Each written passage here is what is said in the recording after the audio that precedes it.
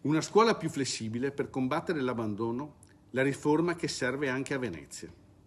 Il recente decreto legge del Ministro dell'Istruzione Valditara, che elimina gli esami integrativi per chi cambia indirizzo scolastico nei primi 2 anni delle superiori, è una scelta coraggiosa e necessaria.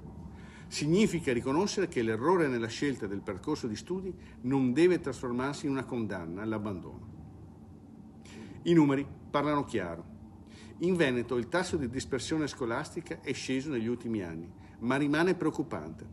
E in provincia di Venezia migliaia sono i ragazzi che interrompono gli studi ogni anno, con incidenze più alte negli istituti tecnici e professionali. Dietro queste cifre ci sono storie di difficoltà, mancate opportunità e scelte non sempre guidate con consapevolezza.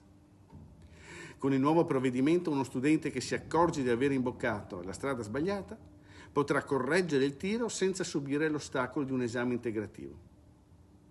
Infatti saranno le scuole riceventi, sulla base del certificato delle competenze, a predisporre interventi didattici mirati per colmare eventuali lacune. È un approccio pragmatico e umano, riduce la frustrazione, sostiene la motivazione e offre una seconda possibilità. Ma non basta, perché questa misura funzioni davvero deve accompagnarsi a un rafforzamento dell'orientamento scolastico e alla figura del docente tutor. Gli studenti devono essere messi nelle condizioni di conoscere meglio se stessi e il mondo del lavoro, prima di scegliere e di essere accompagnati nel caso in cui sia necessario un cambio di rotta. È altrettanto fondamentale investire negli studi professionali e tecnici, aumentando le classi in quegli indirizzi che rispondono alle esigenze delle imprese e del territorio, come logistica, meccanica, informatica e settori industriali.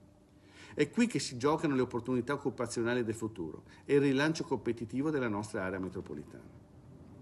Una scuola che sa adattarsi agli studenti, che li sostiene nei momenti di difficoltà e che offre percorsi formativi con un reale sbocco lavorativo, non è solo un tema educativo, ma è una questione sociale ed economica per Venezia e per il Paese.